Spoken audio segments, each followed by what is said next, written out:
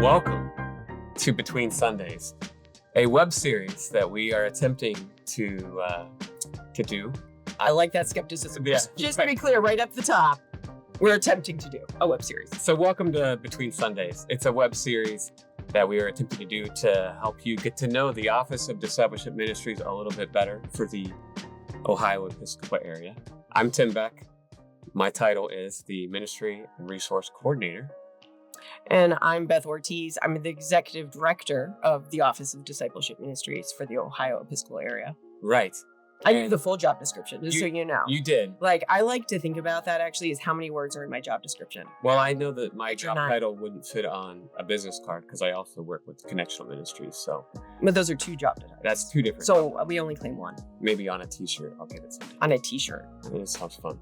That feels like you have a waste of money. Right. Okay. Anyway, welcome. We're glad that you're watching this web series. And we have some clear-cut goals for this Between Sundays web series, don't we? Yeah. I mean, we're multifaceted here in Right. the Office of Discipleship Ministries, and so we did want to create a web series along with other ways of communication. Absolutely. Because what we realize, one is that nobody knows the Office of Discipleship Ministries of the Ohio Episcopal Area is an office of the Ohio Episcopal Area. Which is reasonable because we have only been in existence since July of 2025. Right. Which is young Methodist-wise. Like we are infants, not us personally, but the office is infants. So we want people to be aware of the office, and we want people to be aware of what we do because you know what is the office about, and not just so we're known, but really because I think it's both of our beliefs that people in general. When they need help or are curious or want somebody to walk with them for a while, are more likely to talk to somebody they know a little bit at least. Right. And so part of this is just helping us connect with people. So when there is a question or an opportunity that maybe you'll be more willing to invite us in for that time. And I think also just acknowledgement that people receive information differently. And so this is just one part of what we're doing. Some people receive information by seeing and hearing. Others, we're going to be working on a podcast, using e-news and trees and the two conferences to communicate via writing. Right. So, it's those acknowledging we don't all learn the same. Right. And a lot of this is kind of supplemental to the work that's being done in the local church, but maybe it can encourage, maybe it inspires, maybe it challenges. Maybe it's just a place for us, even in this web series, to tackle some questions that many people are thinking about and discerning and just trying to figure out. Yeah. I think so. Well, and I think in this too, we want to have some fun. We want to show the Office of Discipleship Ministries that we're not boring. We're human. Yeah. Which is, I think, really interesting. Like discipleship should never be boring. I think there's an idea that maybe we are, which is maybe personal. Right. Well, we could certainly try to be boring. We could be. Actually, I think I do. Like every Friday night. Somebody asked me the other day, like, what do you do on Friday nights? And I was like, sit in a chair and stare at walls. Really? Apparently, yeah. Just stare. Okay. Yeah, I'm an introvert-ish. I'm a vert. I'm like medium, but we live extrovert lives. So just staring at a wall, like in the corner. Mostly thinking about how I really need to repaint it, and I don't want to do that again. Okay. And right. So making a mental to-do list. Gotcha. Okay, I do sound boring now, so I'm glad we nailed that out of the way. We've lowered the bar for the expectations here. But I mean, I do think we want people, we have fun. We have fun with our work. Discipleship is fun. And we want people to know that, but it's not fun for fun's sake either. We're trying to be authentic and genuine. Yeah. And being open and honest to admit on camera that Friday night you stare at the wall. So. Yeah. I mean, it's better than other things. I suppose. Could be worse. Could be cleaning toilets. Right. Yeah. I've heard that there are some issues with you losing things. Yes. Yeah. In the last 6 months, I have flushed our car keys and 2 wedding bands down toilets. So my husband has told me I'm not allowed to store things in the toilet anymore, which feels a little reasonable, a little judgmental, but a little reasonable as well. Yeah. But we had to buy a new car out of the car key thing, which I think worked for him. It's just that there's not storing enough time for that. That's fine. Yeah. It's good. Yeah. Welcome to my life. Why don't we transition to a fun piece? As opposed to just dissecting more of your That's good. We'll take up therapy in a later. We will, right. And we'll have plenty of time to unpack both of our authentic, true self, hopefully, throughout the series, and at times, special guests. Yeah, we are actually really excited Right. about, we have, for this first 10 parts, we have at least 5 folk from the Connectional Ministries office Right. who are, we're not in Connectional Ministries, but we like to partner and work alongside because we're all here to do the same We're all on the same team. Yes, to resource and equip and work alongside local churches and leaders. And so I'm really excited because they, like us, I mean, the Between the Sundays title isn't accidental here. I mean, we are all Right. focused on not just Sunday, but what it looks like to live as a disciple every day. And so I'm Right. really excited about. Yeah, practical discipleship for everyday life. That's kind of what we're looking for in this Between Sundays web series. But here we go. Let's do something fun. All right. We have a top 10 list. Are you guys ready? We have a lot of 10 top list. 10 lists. This is going to be fun, we hope. So we have the top 10 movie titles for a United Methodist potluck gone wrong. So, I think ready? for the United Methodist, though, if it goes wrong, like we nail a potluck. do we? I mean, okay. All right. We'll just do the left. Revisionist We'll see. history on that. All right. Here we go. Revisionist history. Yeah, I think so. Damn. All right. Number 10. Coming out hard. Open hearts, open minds, open containers. But who forgot the spoon? Who forgot the spoon? Yeah. You know, once my brother stole all the forks from a cafeteria, but that's a whole other story. But that would be harder, I think, than forks. So, Don't mess with the church kitchen. yeah, no, do not mess with the church kitchen. So, number 9, the green bean catastrophe. All right. What does that look like? I have so many questions on that. Yeah. Is that like a Ghostbuster situation? It could be. I mean, I'm watching that. Made the green bean casserole. So. Yeah. All right. Number 8, Methodists and mayhem. I think that's actually when the potluck doesn't happen. That's Okay. actually that Yeah. movie. That's a really sad movie about Right. lack of potlucks. Right. All right. So number 7, Attack of the Crock Pots. Right. Crock pots. We literally had a chili cook-off yesterday at church, and there were a plethora of crock pots. And did you consider that they might attack you? Well, if you look at the age of some of these crock pots that are in your church potlucks, I wouldn't trust it. I mean, that's really a good question. I think the older ones actually would be the more dangerous Maybe. people. Or- Like the newer ones you could break easier. Probably true. Yeah. So, yeah. All right. Where are we? Oh, is it me? Oh, Uh, number 6. All right. Strangely warmed and slightly undercooked. That's hard. Because what do you do with it, right? Like you can't just throw it out. Yeah, like you That's- put it on your plate and then you It's actually just a movie of angst. yeah, but the person who has that undercooked food, you just have to subtly put your napkin over Yeah. top of it. But in all The your lady that anxiety cooked the it whole time. knows that- It's a really, like, it's Right. a stressful movie that you're watching Right. there. All right. So, number 5, the Fellowship Hall incident. I actually think I've lived that one, to be honest. And I'm not going to go into the details of it Okay. because I'm scared of the people involved. So, All right. Yeah. Number 4, grace before gravy. grace before You grace. got to say grace before you pour on the gravy. What would that movie be about, though? It would probably be a very boring movie. So. Yeah, it's just a bunch of prayers Yeah. and gravy. It's like, gravy's horrible. I don't even want that. There's no good gravy in this world. No. No, there's not. Okay. I was going to try and make another. Save again, that but- for another. All right. Number 3, holiness and ham loaf. Okay. Do we? I'm not going to touch a ham loaf. No. And in this web series or Web series in real world, life, no. to be clear. Number 2, the great Jello schism at 11:15 a.m. I don't know. Potluck at 11:15 is a little early, but Really? I'd love to potluck at like yeah. I don't know. 10:45. You got to be careful with the Jello mold and the things that are in the Jello mold. I think I mean, hard pass. I'll just admit I do skip Jello Okay. in general. Okay. It just seems concerning. So, but I guess that's the schism right there. There you I'm go. an anti-Jelloer.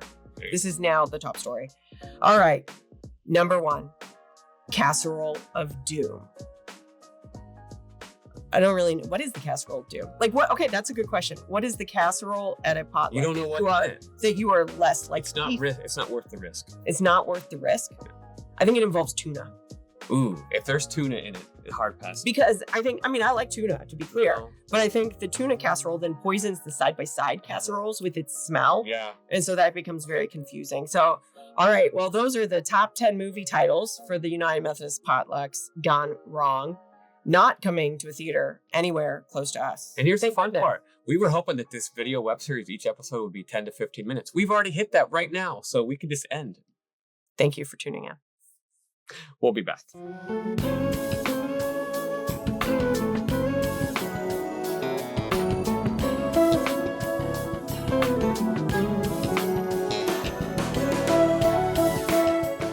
right.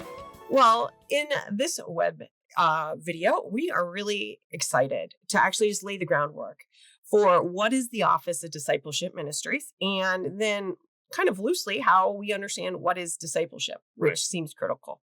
So the Office of Discipleship Ministry, I'll say I get asked a lot when I'm out and about, like, what is the Office of Discipleship Ministries? And my first answer is, well, it's discipleship, and ministries. Yeah. So I'll say it is about discipleship, and it really is in that way. I think pretty simple. Okay. But that also is so much, and sometimes I think we accidentally think of discipleship, and we think of the acts of discipleship that each of us need to do individually. But really, discipleship ministries within the church setting, within our collective lives, within our individual lives, encompasses so much more. So we are about the revitalization of the Ohio United Methodist Churches, because that is an act of discipleship. We are about the continuing on all of our journeys, individually and collectively, because that is discipleship. And for me, I mean, this manifests all different, but I think of like simplified structure, a governance. That is discipleship. It puts discipleship right in the heart of our like governance. Whoa. Yeah. I'm all about like simplified structure and discipleship and governance. Yeah. Also, they're like merged in a well way, not in a like, not in like making a weird Greek like monster. What's the Greek way. word for governance? Yeah, you know what? Like, bring somebody else on this web series for that kind of stuff. Like, we're just gonna be real clear right now of all the geek cards I'm going to play. That's not going to be one of them. All right, gotcha. But also, I mean, this is also about cooperative parishes that falls in, because that is a style of discipleship where really you are looking for vitality in serving your community, and you do it with partners, because that, I don't know that we're really made to do this alone in our lives. No. Also recently, we sponsored a building redevelopment workshop to help churches begin to think about how they can use their buildings differently. So those are just a couple things that the Office of Discipleship Ministries is about. I would say in general, yes, we are about the more traditional things people might think of when they hear discipleship, but also we are about revitalization. And for me, and I'll be interested in how this works for you as well, but it really starts with a premise. And I have the premise that all of our faith communities are where they are at this time for a reason, for a God reason. And part of what our job is to help you uncover what that is, and to live into it. I love that. Yeah.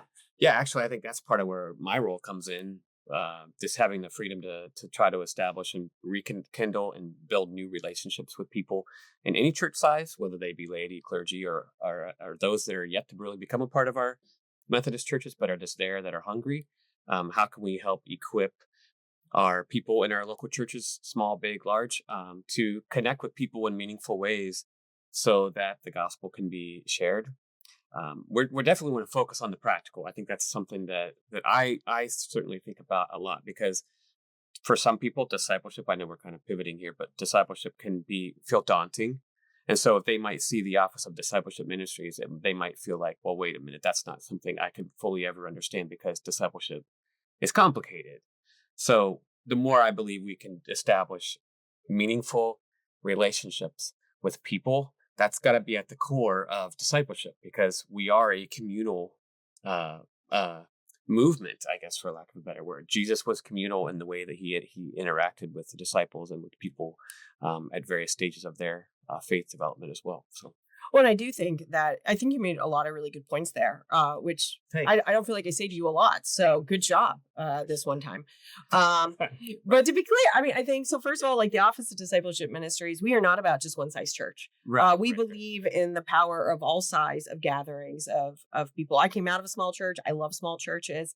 We also value larger churches, and wherever you identify in that, and that's rural, suburban, urban, the one where you don't quite know what you are, all of those, because we're all called to our own way of discipling, both again, individually and collectively. But I also really love, sometimes we accidentally boil discipleship responsibilities down to being like on the clergy.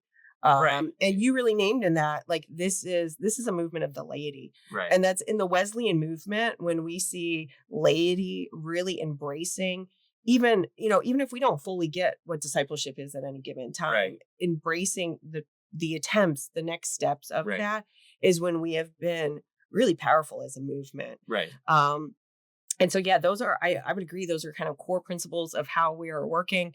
And I guess I would say too, which maybe is risky, but I'd say too, for people who feel like they're still working it out, like, so are we, because we're all on this journey together. And it's just sometimes I feel like, like in a movie, sometimes you just do the next thing, the next right thing. That's a Disney. Oh, is that? Yeah. I don't. We have different age children, so we stream different movies. It's been a hot minute since I've been but deep in Disney movies. Can we say Disney on camera? Oh, Can we say Disney on camera? I mean, how many times can we say Disney on camera at this point? I mean, we didn't sing their songs, so we did not, and that would get us flagged. Yeah, because this is more probably not Disney's you singing. I've heard her sing. That would not flag anything. It would be unrecognizable. Yeah. All right. So I have a quote that I heard once that I think about a lot when I sort of process what is discipleship, and I think it relates to what we're hoping to accomplish. It's something like, if you started by trying to like build a church, you actually rarely get disciples. But when you start with building disciples, you always get the church. And I think it just reminds us that we have to focus on people over buildings. Yes, of course, our buildings are an important part. And you mentioned ways in which they can be reimagined or repurposed. But ultimately, the people are the disciples, and they are the ones who we are trying to walk alongside. Mm-hmm. And so that they might know, first of all, I can do the things I can do the things that Jesus does, or at the local level, I can do the things my pastor does. We'll walk alongside together on this journey of life and faith. No one walks alone. No one gets through this alone. There's no such thing as a solo Christian. We have to go through this together. So absolutely. I mean, if Jesus chose not to go it alone, and so that made me think too. Recently, I heard someone say it might have been Rick Oakes, and so I feel bad if I'm not giving definite credit, but I'll give Rick that. All issues in the church are spiritual issues. And I think that's also what your quote is going to is, we can't think about church growth for growth's sake. That's not appropriate. But really, as if we continue to focus on discipleship individually and collectively, we will be the church. We might not be the church that we expect to be, but we'll be the church God is calling us to be. And I think that is also a key part of discipleship ministries. We are really talking about culture and a way of being more necessarily than programs. Now we will have programs and we'll have practical, like you said, but this is really bigger than like do this and this will happen. Right. We talk about do this next step in discipleship. And we don't know what will happen other than we know it will be faithful. Right. And so, sometimes honestly, the next faithful step might look like the ending of one faith community. Oh, yeah. And that is the folks that make that choice. Your discipleship impresses me. And I don't think there should ever be any shame in that. Right. So I think we're also really careful of not saying like, if you do this, this will happen. This is really about a culture and an environment and really working on those core pieces. Right. And we don't make any promises of that this will happen other than I think you'll have some joy while you serve God. I think that's the promise. The joy comes in the faithful obedience that doesn't always play out the way that we think or imagine. It doesn't. I mean, God's plans are always different than mine anyhow. Right. I don't really know about yours. Like God thinks mine are amusing and in a negative way. Like, I mean, not that God's negative, but I guess that does kind of pivot us more like broadly into like, how do we define discipleship? Okay. So why don't we pivot, Friends. Pivot Friends. Is that a reference to a movie I don't get or something? No, from Friends. From Tim? Friends? Friends, the TV show when Ross is moving the couch. And they pivot. Thank you. Okay, we'll edit that part out also. No, let's leave that. No. Let's leave in Tim's obscure references to things that I will never get. I got pop culture reference for days. I got Disney pop culture. That's okay, fine. And seriously, have we figured out if we can say Disney or not? Let's get to know each other. I believe you have questions that I haven't seen. So yes. So yours. So Tim and I thought it would be really key for people to begin to know us as well. Again, we really just go back to the premise that you are more likely to reach out to somebody that you feel like you know a little bit. Right. And the facts are, we just can't actually go out and meet all the United Methodist churches. There's 1,000 churches. You know, that's quite a few people, like at least 10. 10 plus. Yeah. And so, but part of what we want to do is help you get to know us and just know that we'd love to talk to you. All right. Okay. So we thought we'd answer some like basic questions, and Tim has seen like half of these, and then I forgot them, and then so rewrote them. So, okay. Right. So Tim, are you a dog or cat person? Oh, dog. Dog. We have 2 dogs, Teddy and Coco. So, they're adorable. They're awesome. All dogs. Cats. My wife's actually allergic to cats, so that's a good reason for us to not have a cat. But my sister is a cat lady. So for all y'all watching at home who are cat people, she's got like 10 cats. So she is officially cat lady. All right. What about you? I'm also a dog person. Yeah. We have 2, though our one is a terrier chihuahua, like beagle mix. So I'm really not sure if he's a dog or like a rat with long legs. But didn't your husband find a dog like on a beach or on a street? No, that's actually Kai. Yeah, Kai is from Puerto Rico, but it's actually a friend of his was on the beach crying because she was getting a divorce, not just randomly, just to be clear. Although you could cry randomly on a beach as well. And this dog just like walked up and sat by her and was like comforting her. And this was last like sympathetic Kai thing he ever did. Because like the dog's not very sympathetic. Yeah. But then she flew him to Ohio and then promptly got another job and was like, I don't want him anymore. So then my husband took him. Then he turned out he had cancer. My husband put him through chemo. So wait, the dog? Yeah, yeah, not my husband. Okay. The dog did not put my husband through cancer, just to be clear of the order of this. But no, so we are dog people. Gotcha. But I'm open to cats actually. I'm cat curious. I guess I would settle for one. But that'd be clear. Just to be clear, if you're a cat person, we would still love to talk to you. Absolutely. I mean, if you're a reptile person, yes, but we don't necessarily need to meet your friends. Okay. Okay. So what is the weirdest thing you ever saw? I think that there was a time when I guess I don't know if I should say this, sticking with the grandmother where I found her teeth in a cup next to the sink when I was like 6 years old. So did you play with them? No, was freaked out. I didn't know that there was such thing as false teeth. So what about you? The weirdest thing I've ever seen, I'm going to be honest, I think it's babies. What? Babies are just really weird. Babies, they're just weird looking. I literally broke out into a cold sweat for a second there. With babies? Well, no, I'm still because yeah. But no, baby, yeah, like when they're just weird looking. I think they need air. Like I think the oxygen is like helpful to like plump them up and like make them. They're like translucent at first.